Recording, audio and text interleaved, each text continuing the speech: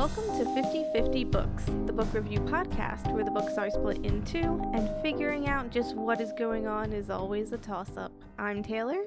And I'm Jonathan. This episode we're finishing up The Drowning Summer by C.L. Herman. So Taylor, we made it to the end of our Pride Month choice. How are you feeling? I spoke last time of being kind of in a reading funk. I don't know if that persisted, but I definitely feel like the second half of this book was a little lackluster for me. I don't know. I guess that's the best way to put it. I have no other thoughts. Sure. Other than the ones we'll talk about. How are you feeling? I'm feeling pretty good about it, actually. I had a good time reading it, so I'm excited to talk about the sort of different storylines that were left unresolved at the end of last episode, and also maybe talk about some of the ways in which the story didn't resolve. But I will say overall, though, I did enjoy it. Okay. That's good. Some disagreements, hopefully. Yeah, so I think that's a good baseline, so I'm excited to see how it goes. Yeah. So talking about this book might be a little bit complicated all over the place. There's really just two, I think, main storylines going on here. It's like the familial kind of coming of age typical storyline you'd see with a YA. And then there is also the mystery, like I guess that includes the ghosts too, but they do feel kind of distinct. I don't know if they're both balanced very well or like even given enough depth in my personal opinion, but I guess we'll get there. But us talking about it is probably going to result in us separating those things, I think. I'll be curious to see which parts of the story and the way you've just kind of broken it down you took issue with, because I think there's a stronger part of the story than the other, and I want to know if we have the same one, but I think we'll get there. Yeah, so to start us off, we'll basically be talking about the relationships. It does get into like what's going on with the mysteries, but I'm more fascinated by Stella constantly lying, so yeah. I kind of want to focus on that a little bit. It's kind of a major thing. Yes, surprisingly, she keeps doing it, even after she gets caught multiple times. Yes, oh my god. So let's talk about the Zanetti family, I suppose. Basically, it picked up immediately, not with the confrontation, which I thought was going to happen, but it's Stella finding out about the sand dollar coming back.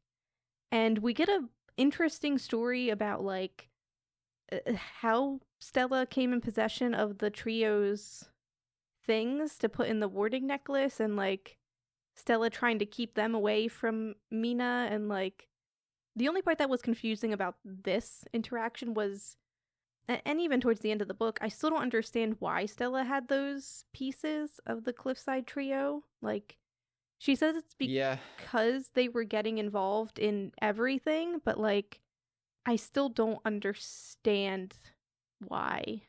I mean, I really think there's only one specific reason, and it's because she thought they might die. Like I don't think there's a reason given to us to have someone's things, except for it makes it easier to talk to them when they're dead. And so I'm thinking she was like, when she was fielding their questions and interest in this stuff, she was like, I'm gonna help you out, like I just like need you guys to give me a little bit of something from you to like help with this, communication or whatever. Like, the way she could frame, I'm sure there's many ways she could frame it as like a necessary part of her helping them out, even if she didn't intend to help them out, and really just wanted it to be that, okay, if these kids get themselves into actual real trouble, at least I'll have a way to talk to them afterwards and see what happened, which was not actually what happened anyway. So I think it was more for that reason than like thinking she was going to need it for a ward or something. Or maybe, actually, let me think about that too. Maybe she did think she needed it for a ward for them, but they died before that could become a thing. That's possible. She just seemed like so uninterested in helping them accomplish anything ghostly. Like, for sure. So I don't like necessarily buy that she was trying to help them in some way. Yeah, also given her treatment of Mina, that's probably not it. Yeah. And I also don't understand like why she would think to collect those objects. Like I don't, because like Mina hadn't done her spell with the demon yet, so there's no connection there. And she doesn't necessarily know the trio is going to die, so like, or maybe she does and she's trying to prevent like another demon situation so that she can banish the ghosts if she needs to, but like that seems so future, like that's so much future proofing. I guess, but I also get the sense that Stella's pretty high anxiety Mm. from some of her behavior. So I wouldn't be that shocked if she just kind of like hoards this sort of stuff as just in case material. Maybe. I mean, regardless, none of it gets explained. It just makes Stella seem more suspect. Mm-hmm. And this is when Sergio also brings up the drama with the family and how Right. Stella and Dom were like bargaining with spirits, which is apparently a very big no-no. And we get mention of this great sacrifice, this like big sacrifice that happened that Stella partook in, which caused the family like to completely leave. And I was like, oh, she did murder them. And even Mina is like, did Stella murder these people? Right. Which it was one of those things where I was like, duh, right? Like at this point I thought so too. I was like, that's absolutely what happened, but I did kind of have that there's too many pages left in the book moment. So yeah, it was still a fun thought. I think I still would have been satisfied if it did end up that way, because like the emotional reckoning that would have to happen, obviously. I mean, for sure, and clearly there is an emotional reckoning to be had with Stella in this book. So Yeah. Yeah, but I also thought it was kind of clever to have Sergio do this because I'm not at this point still not like enthused by Sergio while I'm reading this book. But this is like both like warming me up to him a little bit because he's sharing information, but also properly misdirecting me because he's doing this for a bit of a reason, right? He's trying to share information with Mina in a way that's going to, point suspicion away from himself, knowing what the truth is. Yeah, I think it could serve that purpose. I think it's also a way for him to introduce Mina to this idea of bargaining, because I think Sergio does care about Stella in the way that he agrees with what she's doing. Like this new form of mediumship, right? That's a good point because I was a little thrown when he's like, "Oh, if it's into like save Stella, like I'm down." Yeah. Which I was like, okay, like I understand she's your aunt, but like you seem really down. But that kind of makes sense as a reason of being like, okay, she and I mean his dad too, though he seems less down with him. Like are willing to play with kind of this darker side of our paranormal connection, and like I'm into that. Therefore, I want to support her more. I could see that. But this all happens much later in the book, this confrontation about Stella, etc., etc. Yeah. But this is when the actual truth of the bargain with Annette's spirit comes out, and how Mina is basically losing part of her life force, but also being kept alive because of this exchange. Like, they're living symbiotically, it seems. Yeah, that's a good way to describe it. It's not a perfect solution, because Annette is still becoming a demon. Stella trying to fix this problem later also doesn't help, because it just accelerates Annette becoming a demon, but... Yeah. No, Mina's literally like, if Stella had thought for 2 seconds about this, she would have realized that this was stupid, but here we are, I was like, yeah, that's right. Stella was pretty stupid about it. And it is a repeated thing for her where and Mina's like, Stella doesn't think about the consequences of her actions, which is really the description of it. She just does, and like acts rashly with the explanation that she loves Mina for everything, but she's so extreme. Yeah. I did like the call out to you of being like, Stella is using love to justify acting in fear. And that is just, it is a lot of fear action, right? And that's why I said I feel like she's just like a high anxiety person, and maybe she's just kind of trained to be this way because that thing happened to Mina so young, that we're like now like several years deep into her being deeply concerned about her daughter's ability to live, while also managing a situation she's been managing for longer than that, and like has now put herself into a corner for. So it's kind of her own doing that she is this way, but I think living for so long that way has made her behave with a lot more fear-based action. Right. And we've also kind of established she's not very confrontational either. So like her pushing off this situation for years, like she can't exorcise Annette, she can't banish her, so she's kind of just been like hoping Mina doesn't get involved in mediumship, and like hoping things don't get worse, and then just kind of like doing nothing basically, because there is nothing to do, for the most part. Although Mina makes it seem real fucking easy at the end of this book. So I don't know what the big deal is. That is true. I guess the last thing I would emphasize on this is just how crazy it is that Stella has not just been keeping a secret for a little bit of time, but she's been playing dumb the whole time, right? And like way deep beyond before this book started, has she been playing dumb about knowing what's going on here. Like there's obviously things she does not know. It sounds like she really doesn't fully know how to handle the demon interactions and like what good next steps would be. But there's so much she did know that she just held back on. It just it's unpleasant that she did. Like the strategy of not training Mina up and hoping that means she won't be interested is such a bad strategy. Being like, oh, like, you know, I'm just going to protect you. I'm just going to hide things from you. Like, that's just the fact that she commits to that strategy is stupid. Yeah. Yeah. Oh, actually, I have one more thing to say about the Zanettis, and it has to do with Sergio. Okay. When Mina has her moment of calling Stella out, and I think this is when they interrogate Evelyn witch hunt style in that one moment, Sergio also kind of comes back at Dom.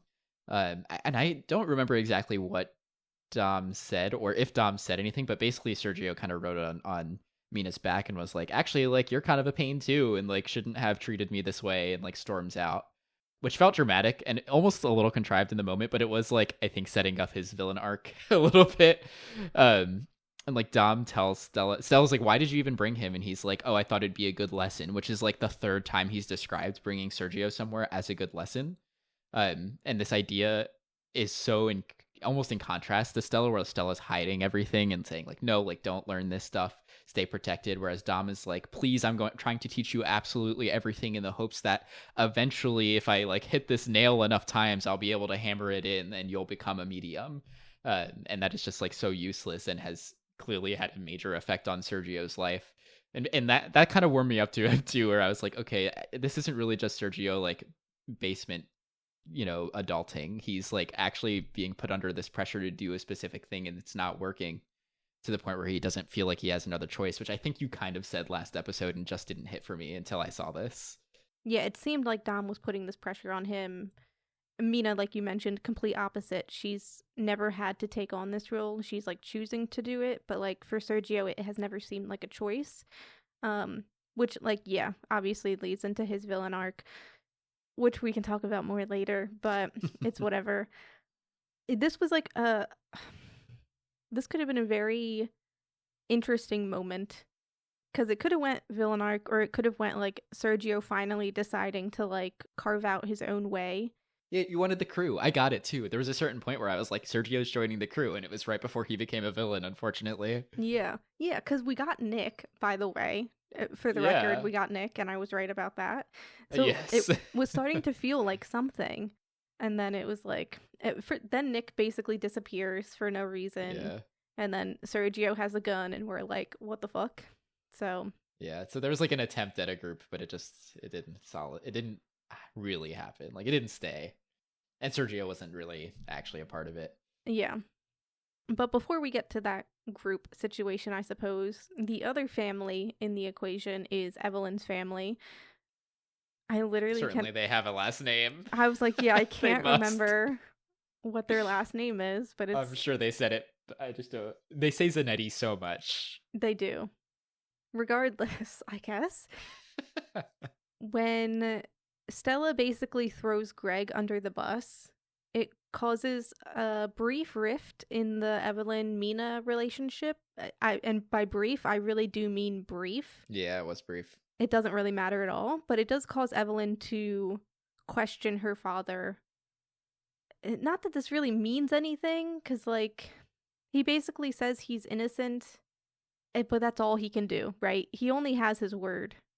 Yeah, and I think that's okay. Yeah. Because what's different this time is just naming some of the beasts that have been unaddressed, like what that missing hour was, for example, right? Mm-hmm. Like, we did get more information. He's like, I was with them, but I like just dropped them off there, not knowing what was going to happen, right? Like that was kind of missing from the stories, which feels a little bit. Sometimes I think this happens in general in mystery, where it's like, why was this piece of information withheld?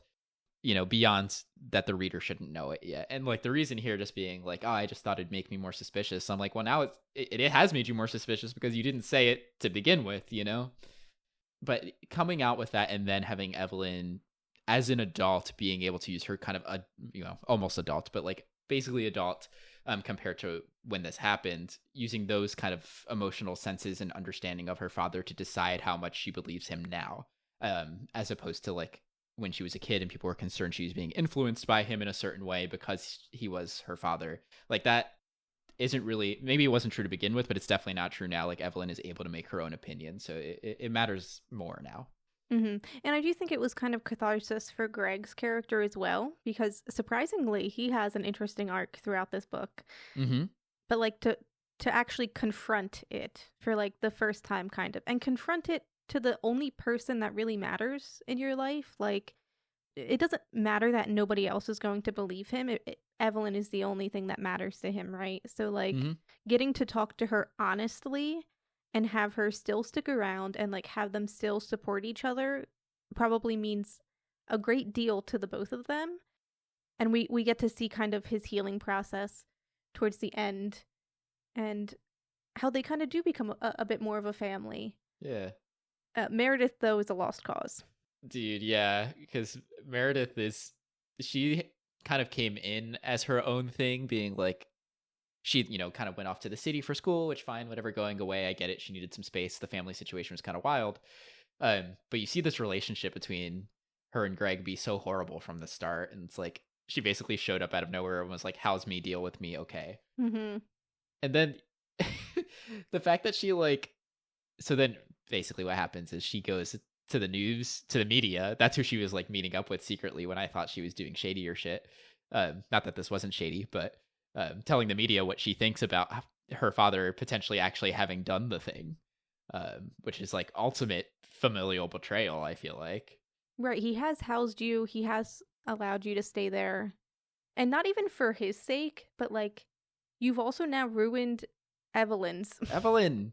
Dude, she's... Yeah. Ooh, yeah, sorry, I'm like interrupting you, but like it just gets me so mad because she is super self-centered about all of this, right? Mm-hmm. She says earlier on to Evelyn, like, no one else understands what I'm going through.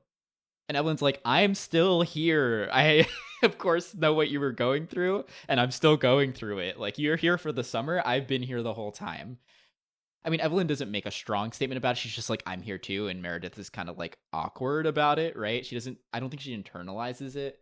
And then like Evelyn also calls her out for leaving, right? She's like, you left the first time and now you're leaving again.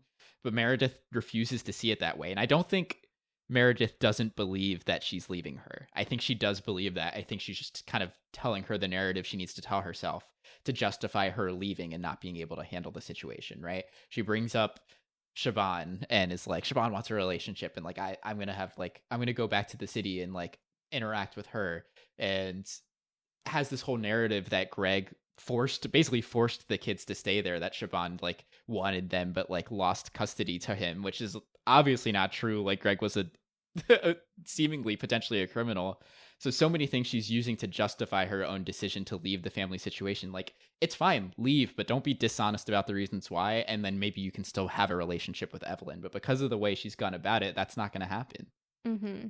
Yeah, and there is a certain hypocrisy in it too, because Evelyn confronts Meredith about what happened to Jesse and the Cliffside Trio, and Meredith is kind of like, I just want to move on. I don't want to talk about this anymore. And then immediately after, she talks to the reporter. So it's like, what's the point?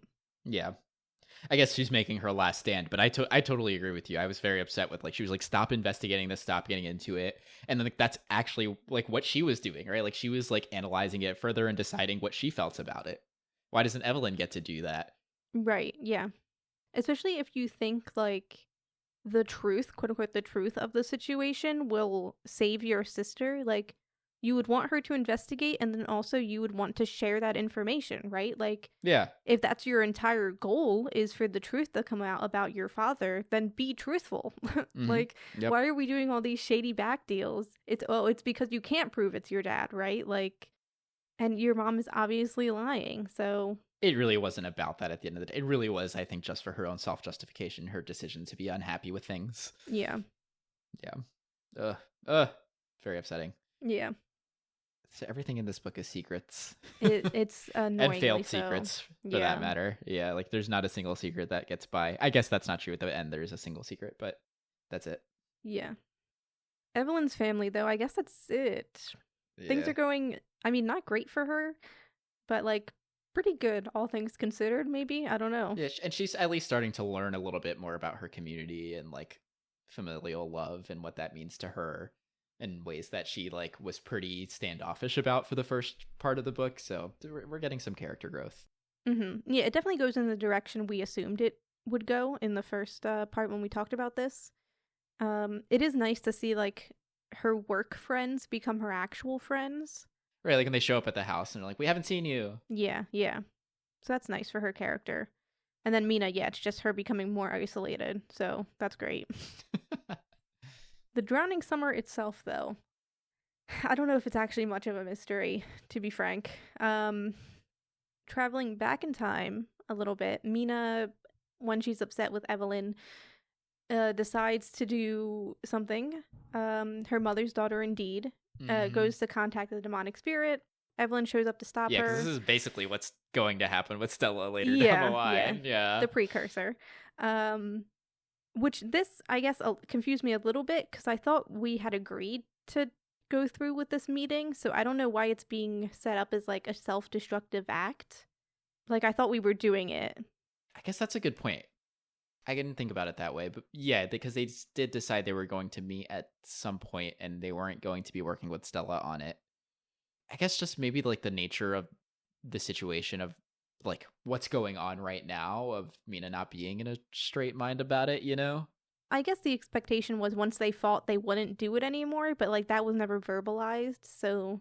Yeah, maybe it's more just about her doing it alone too, of like, oh fuck, she's probably still doing that even though I'm not with her, you know, and that's where the danger of it lies, and less so in the doing it. But then she does like actively try to stop her, which makes me think it's more about the mindset. Yeah, possibly. But it's still weird considering they kind of need to do it. Need to do it might be a strong word. I don't know if anything is accomplished in this. Okay, never mind. They get a vision. I guess that's important. That's true. More important than that, though, for me personally, is that Nick shows up. Oh my god. And Evelyn asking why he's there and him just saying it's public property literally sent me. It was so fucking good. I was like, it is kind of stupid of Evelyn to have reached out to him, and the fact that she still has the location shared. I mean, I believe it. What a like modern problem, but I believe it for sure. Yeah. And then this just goes into like what we talked about in the first part. It's like how have the Zanettis been hiding their mediumship this long, right? Because they are literally on a public beach. Yeah. Summoning spirits that are highly visual. Like, Nick shows up, sees his brother, and is like, what the fuck is happening here? Like, there's nothing left to interpretation. It is very clear. And with him seeing them, he obviously decides, I'm going to be involved. It makes sense for him to want it, right? Like, the reasoning he gave was like, that's my brother. Like, yeah, that is his brother. Like, I think you kind of have to let him, come along at this point. But, like, what a liability, right? He knows the least. I mean, maybe, like, Mina's the biggest liability because she knows so little and tries to do so much. Like, she has all these powers, right? But, like, Nick is definitely a concern, knowing nothing about it and then wanting to be involved. And luckily, that doesn't really come to bite him specifically. It comes to bite him through Mina, but like that could have gone really poorly. To be fair, Nick surprisingly carries this investigation. No, they kind of needed him. They needed him because they get Jesse's hard drive, even if they don't get his computer. And because of that, they're able to figure out that Jesse and the Cliffside Trio, who are hardly, I don't remember their names, but they're there. Yep. They were all looking into the waste plant that we saw in the first part. And then this combined with Mina's vision showing a girl that's living in the Shorewell Community Center causes some connections to be made when they start investigating things because of a Shorewell having worked at the waste plant, and we get Ruthie involved because she knows everybody. it is interesting to note that we're getting all three of this new trio. Like, it's Nick's brother and him knowing his brother that allows them to get the hard drive, and then Evelyn's connection to Ruthie, and then Mina having the vision that they're able to put all of these pieces together. Oh, that's a good point. Great, they all have an element. Yeah. But they are able to figure out that the demon is the daughter of the Shorewells, a girl named Annette, who apparently went missing mysteriously, according to Ruthie, and seems like she was murdered. That's never confirmed nor denied within this story, but yes, she does end up dead somehow, so... Yeah, because I guess, like, the public doesn't even really know what happened to her, right? Like, Ruthie's like, oh, she maybe moved out west with her family. Like, no one really knows exactly what happened. So she was pretty successfully disappeared in that murder. Right, which there was some, like, conversation of if Annette was being kept as a hostage, because Shorewell, the father, was a whistleblower for the waste plant, and, like, there's some corruption going on here. Classic. But if she's being kept as a hostage, why would they kill her? They'll lose their leverage. Like, those questions get posed in the book, but, like, I think the consensus is she must have accidentally been killed, and then nothing happened. I think that's right. Like, it is odd, right? Because it's like, okay, if she was killed, like, what did the parents do, right? Like, it's one thing to be, basically they were like, okay, like, if they threatened her, that's leverage, but if they killed her, what leverage is there? She's dead. Mm-hmm. But that's, like, not the whole story, right? Like, she's dead, so then what happened, right? Like, what did the Shorewells do about that? I guess unless it really did scare them that much. That seems so crazy to me, though. Like, if you knew this company had kidnapped and then accidentally or not, murdered your daughter, would you not push harder to bring them down? ? Right. Like, I don't know. And I guess unless it just broke them. Yeah, I think maybe the book could have stood to say a little bit more about that, honestly. Yeah, ultimately, none of this matters. It's slightly random as well, that there's just this random daughter. Yeah, I think for me, like, one of the bigger misses of this book is we don't know anything about her. Mm-hmm. Like, we only know about her father as being the person who worked there and then decided he was going to work against them, you know? But she's just a pawn, so, like, it was a little sad just because I liked the idea of the climate change, kind of environmental, toxic waste parts of this. And I still think that's a cool inclusion, but it didn't complete in the way I wanted it to, because it wasn't like Annette died as a part of, like, her own interest in it and her own desire to see these things change. Yeah, Annette doesn't do anything when she's alive, and then she doesn't do anything in the afterlife until she supposedly kills Jesse, who's trying to help her. So it's like, that just it doesn't feel good to me, I guess. It doesn't. I'm not sure if it's supposed to, right? Like, her drive isn't that, right? As a result, this is at least honest about this, right? Her drive isn't the environmental part, even though that's the reason she may have ended up in her situation. Her drive is revenge, right? Like, she was killed by the Slater family, and so I think her only drive for interaction with the world is to enact harm to the Slaters. I mean, I can understand, like, angry ghost, and obviously the pollution has been making her condition worse, so I guess it's fine, but, like, it wasn't just Jesse that was there. It was 3 other people, technically, who had, like, nothing to do with it, and also all of these people are trying to also get revenge on the Slater family. Like, they're trying to help Annette as well as the pollution issue. I just think that's too thoughtful for the situation. Like, I don't know if the way ghosts have been set up, or at least her ghost has been set up, is as a thoughtful, careful person thinking behind this. Like, I think she's already reached a point, probably by the time that Jesse and the crew interact with her, where, like, that kind of level of human thinking isn't really involved anymore. For me, though, that just makes Annette a tool, which, I mean, is what she becomes when Sergio wants to use her. But, like, also in these early stages, she is just a tool to kill the trio so that we can have this strange mystery. Like, there doesn't feel like there's much... I don't know. There's just nothing interesting about it to me.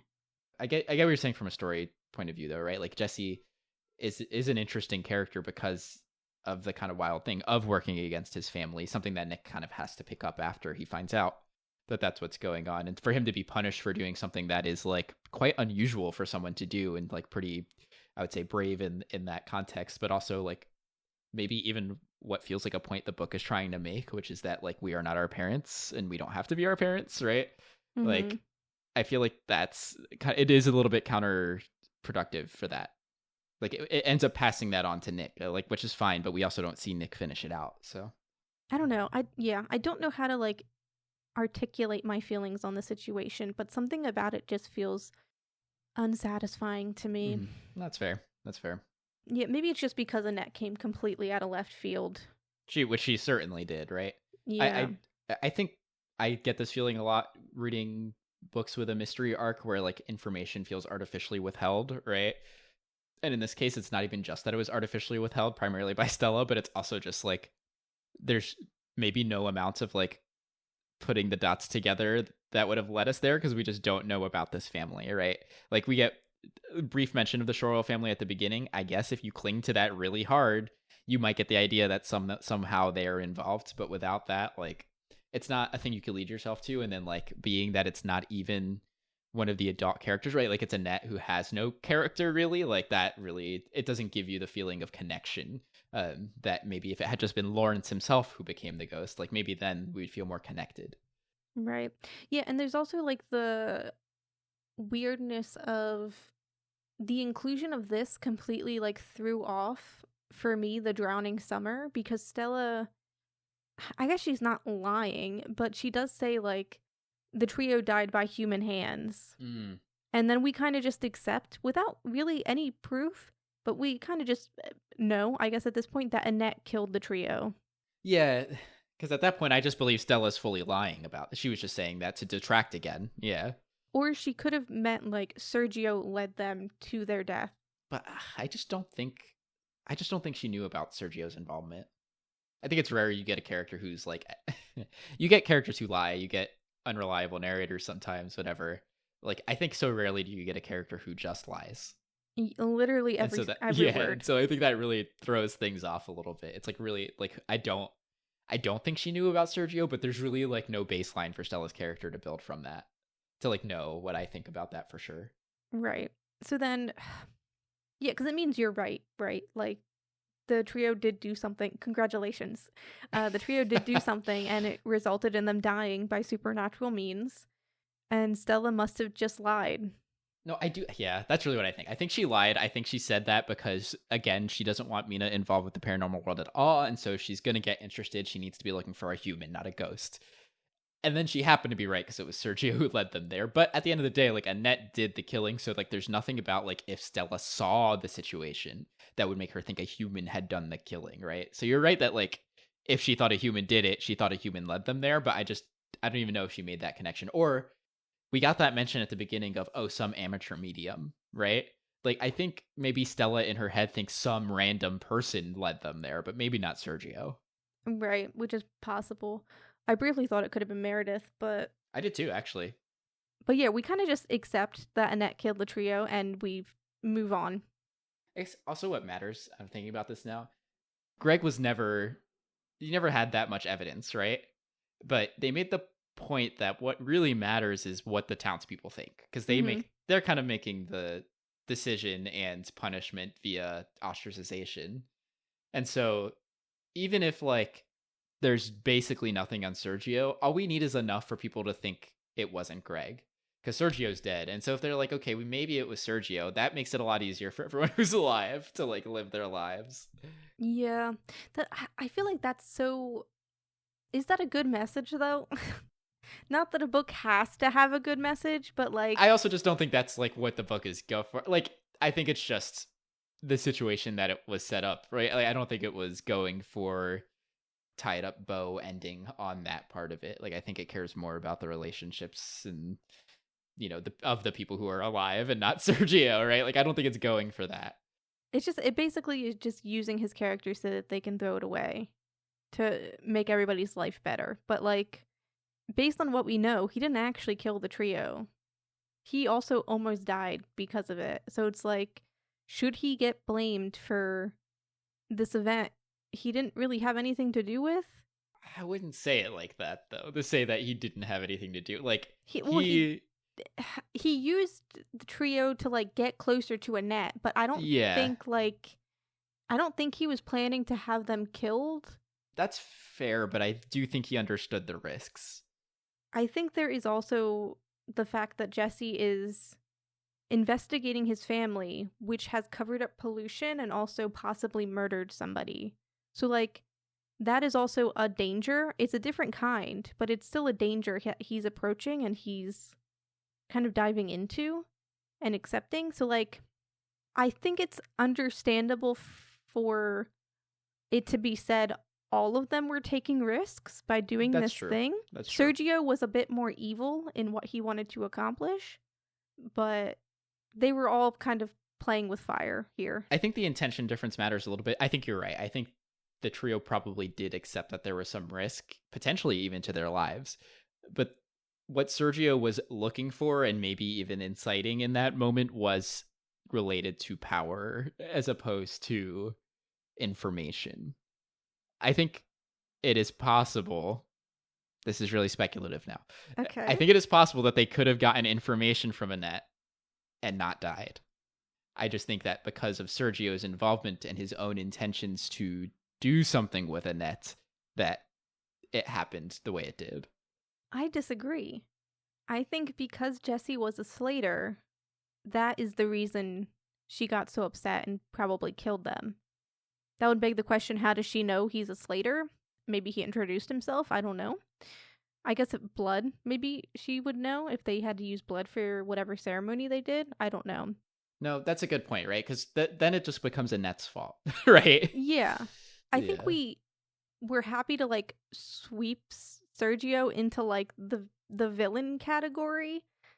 And I think it's like a disservice to shift the blame from an innocent man to another innocent man. Yeah. I guess.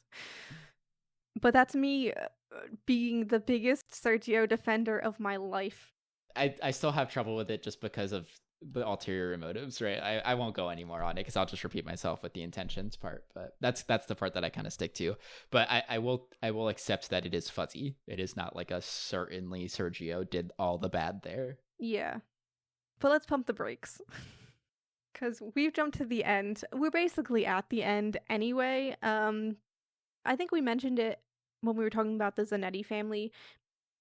Stella, sacrifices herself to save Mina, but that means she's basically giving her life force, all of her life force, to Annette, and now we are under this time constraint to kind of figure something out. Mina gives up for a little bit, but gets back into it because of Nick, so I loved that. Yeah, that was really nice, actually. I honestly, I didn't like. I liked that Nick was helping, but I didn't like him as a person all that much until this happened. That's crazy. He was just kind of like brooding on the side a lot, and I was like, "All right, let's get some personality out of you." And this kind of helped a little bit. Yeah, I wasn't entirely happy when he disengaged from the group because of the Slater revelation. Like, it was kind of like Evelyn being like, "You're attacking my dad," you know. Right. Yeah. It felt a lot like that, and I was worried that he just would not come back to the book at all. Like, that would be the end of him. Because we basically used him for Jesse's files. We didn't really need him anymore, but it was nice to see him come back around. I think it's understandable he's a bit moody, considering his family is possibly responsible for destroying the sound and also murdered a girl, which then killed Jesse. So Right. It's rough for him. No, it's valid. I think it's valid. In the same way that Evelyn, I think, getting upset was also valid. They both came back from it. If they just stayed brooding about it, then that'd be a problem, maybe. For sure. And I definitely think it was nice that Nick didn't turn out how we feared, because Evelyn, like, still has her stray thoughts of him being a certain way, trying to make her a certain way. But I think us experiencing Nick, I can at least say I don't think that's the case with his character. No, yeah, I don't think so. He just seems like a good guy, to be fair. And he's still gonna follow in his brother's footsteps. Like, I think that is the same way I describe Jesse as like being brave and like doing something very unusual and like going against the grain of his family when he could easily not. That's great. It's like more than we ever get, quite frankly. It should happen more, but it's more than we ever get, so I give him credit. Right. And then for this he gets Mina back in the game, and she goes to Dom first to be like, let's do something, and then Dom's God, yeah. Yes, we need to move you out of the house and prepare for the funeral. And I'm like, whoa, calm down. She's like, wait a second, that's not what I meant. But thankfully Sergio is there to help her out. Yes. What a good older brother. It really felt like it, though. I was like, damn it. Like, they really had me till the end with Sergio. Like, the whole second half, I was really trying to be more positive about him after we talked about him in the first episode. So any of these moments where he comes in, it's like, I'm going to try to help. I'm going to give you some more information. I'm like, yes, Sergio, like, do it. Do the thing. But yeah, because he brings up, like, it actually would be better to not summon her on like a full or a new moon, because it's not just mediums that get more powerful, it's also the spirits, which makes sense logically. I'm trying to think exactly why he wants this to happen. Is it because he wants to weaken the connection between Mina and Annette? I think it's the danger part, right? Of like, if Annette is too strong because of like the new moon, like it may be harder to interact with her. Like they don't want to repeat what they just did, which like didn't feel super controlled, right? Yeah, not that part, but like the why is Sergio helping her in this moment? Oh, I think he's just trying to get them in the same place at the same time. But why? So that way he'll get to interact with Annette when they summon her. But why? What do you mean, but why? But I'm genuinely curious. Like, so like I think this is the setup, right? It's like, let's get them to do it on a specific night at the quarter moon, and maybe he's right, maybe she's not as strong then, so maybe he has a chance to get them to do the work because he's not a medium of getting Annette out, and then he's gonna step in and do his thing. Okay, but if he can't summon ghosts, who summoned Annette to kill the Cliffside Trio? Like, how did she come up then? How did he get the hair clip? I don't remember. I think that's like a really good question, honestly, right? Like, was someone else in the group able to do this, or was Sergio secretly a medium? Which I kind of thought so. But he's able to do a lot with that clip. Right. Okay. So I just read through everything. Good. I like that we're getting clarity, so go ahead. Yeah. So Sergio had the hair clip because, what was her name? Tamara? One of the Cliffside Trio people found it. By happenstance. They used that to summon Annette, and things got out of control. So summoning happened, whether Sergio is a medium or not. Evelyn and Mina promised themselves to Annette. I don't know if she's forced to say yes by Sergio. Let's say she is. There is a hesitation, at least. Yes. I think that makes the most sense. It didn't seem like the deal was followed through. Annette weakens herself for a moment. So maybe there's something about that. But yeah, it doesn't seem like she becomes bound to Mina and Evelyn fully before Sergio ends up showing up. Yeah, and my assumption here too is even that Mina just hadn't fully lost her bond yet. She hadn't. That is true. She's able to use that to also control Annette for the end of this book. The only thing I can assume is he wanted it to go through so Annette would weaken herself for one moment. Exactly, right? But 'cause that's when he interrupts. Now my question is, why does that weakening happen? Yeah, that definitely needed more explanations, because basically, like, they like tossed her like a scrying focus or something, and she's like, okay, I weakened myself, and I was like, is that what that meant? Like, she has to weaken herself in order for this bond to change? Like, I think if there was like an explanation where it's like, in order for the bond to change, Annette can't have two bonds, or like she has to sever the first bond before creating the next one, and that's why she's weak, Yeah. Because that's kind of what I think it is, but that's not explained at all, and I feel like that did need more direct explanation. Right.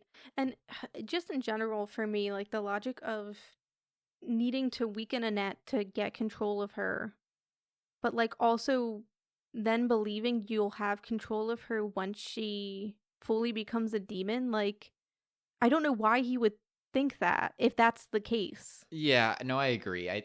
I think he was just a little stupid about it. Like, but one thing that this is making me think of that I feel like it can't be explained just by Sergio not fully understanding what he signed up for is that Stella is near dead. Though I guess maybe in having her sever the bond with Stella won't die.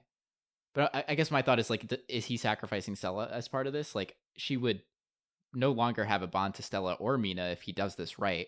So she actually wouldn't grow stronger, at least not by them. Right. This is a confusing situation. Yeah. That obviously the way in which I've torn it apart, you could probably tell I'm not satisfied with it. I also just think it's a little bit too cliche for my tastes in regards to Sergio being the villain.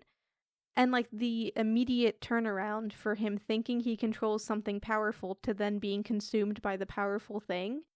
It's a little bit boring. Oh, boo. I liked it. Oh. It was a quick downfall. That I agree with. Yeah, it comes up a lot.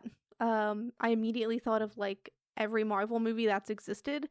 At least Victor Frankenstein gave us a little bit of time and a little bit of brooding before he got destroyed by his creature, but this one is like immediate. Well, and we're intentionally left out of Sergio's thoughts and life experiences, right? They are very side to the story, so. Yeah. And is it such a bad thing what he did? Why? Like, why would it not be a bad thing? Well, because the demon wants to ascend, right? Yeah. Theoretically. And so Annette's getting what she wants. And then Sergio is also getting what he wants. It's just a deal of a different kind. Oh yeah. I mean, there's a lot of ancillary consequences, though. Yeah, but I'm like, do we care about the consequences? Oh my god. Okay. So it's funny you'd say this because there's parts where Mina kind of is like, man, I kind of feel for this girl, you know? Like, she was murdered, like she didn't deserve this, but like what is happening now, it's like we're past the point where we can give her what she needs to like get the justice she deserves. Like this Annette isn't really Annette fully anymore. It's something more than that. It's so I think there's a version where those parts were fleshed out a little bit more so that way we had some more sympathy for Annette, but also understood more that this is not the version of her that needs to be like supported, you know? Like basically it's such a quick conversation for Mina in her own head to be like, oh, like, but I have to focus, right? Like she's a demon, so like I have to get rid of her. Like it doesn't give Annette that. This is where it comes back to my disappointment with like Annette not getting the full character.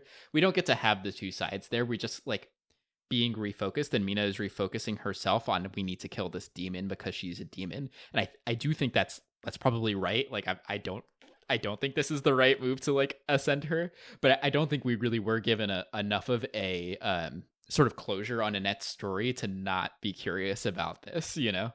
Annette was definitely missing like some of that. We do get like hints of things. Like to be clear, she is very much being controlled. I'm being a little silly with it, but it's whatever. But we see her like hesitate with the deal, and like she's trying to fight back against Sergio controlling her. It's like we see some humanity peek through, but that isn't like fleshed out very much. I also think it's kind of like this is her at her worst, and she's still able to do that. And so the fact that she immediately kills like Jesse and his friends feels interesting to me. Mm-hmm. Because it's like she's hesitating here. Why didn't she hesitate back then when she had more humanity, supposedly? But yeah, it's just a disservice, I think, to her as a character, I guess. But I have no other thoughts. I think you're correct. I think Sergio does do a bad thing here, as crazy as I sound. But like, I don't know. I also just think if Annette wants to destroy this town that covered up, supposedly, her murder, why not? You know, this is I don't know why I thought of this as a connecting thread, but so here on the East Coast we have this issue with the spotted lanternflies, right? And generally it has been advised, especially in their first 2 or 3 years here, which I think it's been more than that now, to kill them when you see them because they're invasive and boy do they populate. And now we're like kind of past the point where that's a big thing, whatever. But some people argued that you should not kill the spotted lanternflies because it's not their fault that they were brought over here. That's our fault. We humans did that, and so therefore they should just be left to live and like do their thing. And that's kind of what this feels like. Oh. It's not Annette's fault she's this way. Yeah, I mean, quite literally. And really, humanity created her, you know? Right, it was like a mixture of the pollution and also the Zanetti family, to be very clear here. Specifically, yeah. Yeah. Which, like, low-key, that was like the best argument I've ever heard for not killing the lanternflies. I also just don't like to do it, but like I get why we're supposed to kill them, you know, so I'm still on that side, but I get it. Yeah, I think it makes sense to deal with Annette because then also the hope afterwards is you fix the problems that resulted in her ascension. Yeah, and we do see that commitment from our characters at least. Right. Sergio is like very clearly doing a bad thing. I think it makes sense he's doing it considering what his father and what Stella did. Yeah, for sure. Because what Stella did, I almost said is the same thing. She gets close. Yeah, it's not that far. She certainly sets the wrong example. Both of them do. Stella and Dom, but especially Stella. Yeah. Let's also be clear. Evelyn and Mina are also involved with experimenting, right? Like they're not doing this. They were like, we can't do this the same way because we don't have anything she owns. So we're just gonna like come up with our own shit. That's also risky and dangerous and could lead to someone's death, just to be clear. For sure. It's just disappointing to me personally as a Sergio fan. Moving on from the end of the book, I feel like we've talked it to death. I probably could talk about it more, but that's not helpful, especially as I keep forgetting what happened very clearly at I would have end. to yes, I was like, if we're gonna I would totally be down for an off the record further conversation on this. I need to reread like the end few chapters of this book before that happens. There's a lot of information that comes out at the end. And I will say, like, I don't think the book felt too fast, but like, because there's even like post end matter, like there's been some books that would have ended right when that scene finished where they crash into the water. Mm-hmm. Like, I just feel like some of the books we read, they're short, but they're like too short. This one didn't feel too short, but like there is still missing information that I wish we had, and that's like part of it. Oddly enough, this book felt slightly too long for me. Like, no kidding. Okay, we kept getting to like a resolution chapter, and then there was another resolution chapter, and then another one, and I was like, which one is the end? Well, yeah, that's fair. I did think around page 220 that the book was going to end, but that's because that's where I thought Stella was going to come out and be the murderer. So fair. I still wish she was. Yeah, I could see a good version of this book with that ending, but I still like this one. Well, with that, let's talk about these resolutions. We've talked about Evelyn and Greg. They seem closer. They're cleaning up the Bay Area. Yeah, and Evelyn is committed to some environmental work in college as well. Yeah, and she's sticking close, which is what we had assumed would happen. Mina and Stella, completely distant. Stella has lied throughout the entirety of this book, and Mina is like, I'm glad you're alive, but also, I can't trust you. Yeah, she's like, things are going to be different. I will say, she says at one point, she's like, it's not even the lying I'm mad about, it's like all this other stuff. I'm like, girl, you better be mad about the lying. Like, that is the most of the problem. That is crazy if she said that. Yeah, it was like in one of the last chapters there. That makes me worried, because like, some of it could feel like a I understand you lied to protect me type of situation. Which I don't like that either. Yeah, which those suck. So hopefully that's not what she's thinking. Well, and like I could take it more in another situation, but she did too damn much of that here. Yeah, literally every conversation was a lie. Yeah. But they do seem to be honest here, kind of talking about their faults. They both self-destruct. The conversation is a bit too like therapist accurate for me to feel satisfied with it. I feel like a couple conversations go like that. It makes the dialogue feel a bit stilted, in my opinion, but that's fine. Yeah, I don't know if I felt that way. I could see why you'd feel that, though. If it is unrealistic, it only feels just unrealistic to me. Fair. Yeah. I just always question, like, would actual humans speak with say such these words. Emotional depth? Yeah. Yeah. The thing is, like, Stella is such... She kind of gets that way a little bit in the second to last time she's caught lying, where she's like, oh, you're right. Like, I've been lying all this time. Like, let me tell you the truth. And then she lies again. So, like, this is, I do think there is truth in what she's saying of like wanting to like, grow with Mina and like meet her boundaries, I guess. But like, that's going to take a lot of time, effort, and proof. Right. But I think it's okay that she says the things and they might not be 100% like natural, because that's not going to be the end of it. Yeah, this conversation very much leaves off on they're figuring things out. Like, it is not resolved, which I'm happy about. Mm-hmm. Oh, and Evelyn and Stella too. There's a very tense final conversation for them. Nothing that didn't make sense, but it was rough. Yeah. But they both agree to kind of deal with it for Mina. Play nice for Mina, yeah. That's the part of it where I was like, I want it to be a little bit more than that, but I can't ask for that right now. Like, I kind of want it to be like, understand that the context for all of the reasons why Stella was lying don't exist anymore, and so now is like more of a chance than you've ever had to actually like build a relationship with her. Keep her at an arm's length, but don't, like, I don't know, it felt a little bit too like, oh, I'm only going to do this for Mina. Like, I'm never going to be able to create a relationship with you directly. And that's like the part of it where I was like, maybe we didn't have to say all that. Yeah, because the relationship isn't impossible. I think for the most part, these are all characters that do things for the sake of their family, right? Like, Evelyn hasn't had to do it as much, but still, I think that familial love is strong within all of them. So it's like they have things to connect on. But to your point, this is not the time for it. Evelyn is like still in the hospital when they have this conversation. So I think they both are, to be clear. Everybody's in the fucking hospital. And then while Evelyn doesn't want to learn from Stella, Mina kind of agrees, but also wants to talk to like other people in her family and like kind of also pave her own way. We talked about this in the first part. We kind of assumed it would go a bit like this, although I thought Stella was a murderer, so. Right. I do kind of like the balance that she's setting up, right? Like, I don't have to cut you off, but I do have to have multiple perspectives. Yeah. And that's kind of the end. And with the end comes reviews. Gosh, Taylor, I wonder how you felt about this book. I know. Actually, I might surprise you. Oh, boy. Do you want to go first, though? Oh, yeah, I can go first. So, like I said at the beginning, I did enjoy reading this book, and I've done my best to push back on some things, but I think just some things landed better for me than they did for you, Taylor. So, yeah.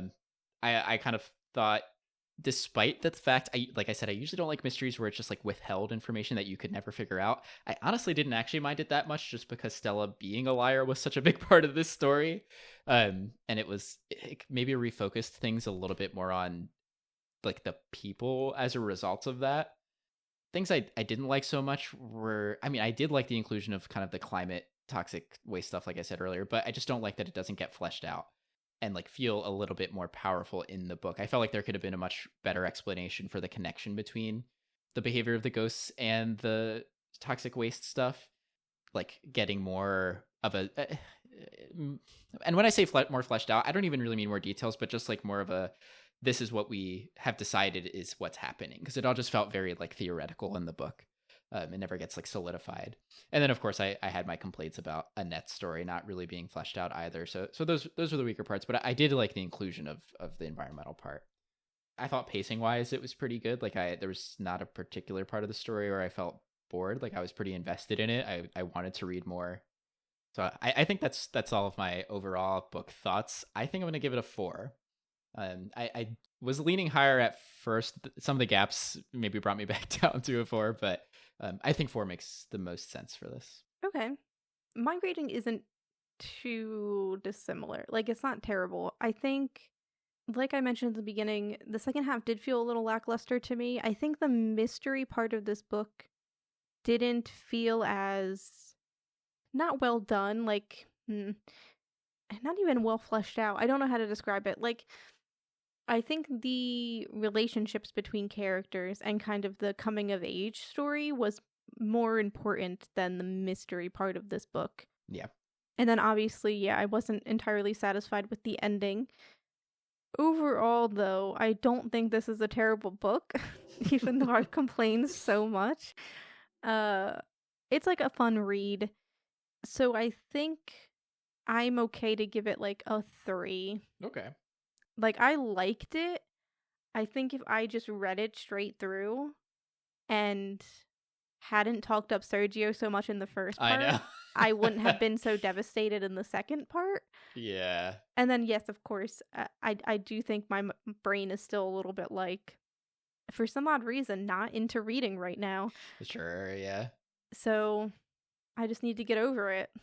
I get you. Sometimes it is a disservice to scrutinize the books the way we do. Yeah. But I mean, I enjoy it, of course. But yeah, sometimes that does mean we have a different opinion than if we had just gone straight through it. Mm-hmm. You did end up touching on what I was asking about almost at the beginning of, or suggesting at the beginning that one part of this book was told better than the other. And I do think that the mystery was not told as well as the sort of relationship people aspects of the book. Also, wow, we really reached the end of this without talking once about the fact that this is a queer book. Oh, well. By the way, we did this for Pride Month. Mina and Evelyn kiss. It's no big deal. It was kind of almost too casual to speak on. Like, they seemed so well adjusted and like for sure settled that I was just like, yeah, they're together. They've been married for 10 years. Like, I don't know. Exactly. Yeah. But I don't know if you want to get into your good vibe. I could just go straight into the good vibe from that because it's pretty connected. Like, I liked that. I mean, at the baseline, what I'm getting at is I liked that this book was not super about problems between a queer couple. They have one little argument and they both grow up about it real fast. I think basically the good vibe is I like that the characters are kind of mature for their age. And I know that means that they maybe have some of that weird therapist talk at the end, but I like that it's not over dramatic on some of the things that it could be dramatic about for a book about teenagers. I think the sort of relationship problems they're having are a little bit more complex than what a teenager might experience, which makes me want teenagers to read it more. It kind of pushes a boundary a little bit on what those conversations can look like. So I was a big fan of that, and I liked that the relationship, therefore it was more casual, but I liked that it was pretty normal. Yeah, I think I'd agree. I think my good vibe is going to be Evelyn in particular. Just because like we kind of knew she was going to go like the community route. And we did get there. I think it expanded more than I had assumed, with like her colleagues becoming actual friends and her being accepting of that. I liked that she was accepting of that. She didn't try to fight it too much, which was nice. Speaking to your maturity. And it also involved her father, right? Which I wasn't expecting. I don't think either of us were sure if we were going to get a resolution on that situation. But we kind of do. We get the confrontation, and then we kind of get them choosing each other in the end and like healing together, basically, especially for Greg, which we talked about. So it was just nice to see kind of her start to flourish as she should. I don't know. I'm very hopeful for her character. Yeah. It's a good growth story. Yeah. Happy Pride, everyone. Happy Pride. Yeah. Shall we talk about what we're reading next? Yes, of course. So next we are going to be reading Horror Store by Grady Hendrix, up to but not including Chapter 9, Misanzik.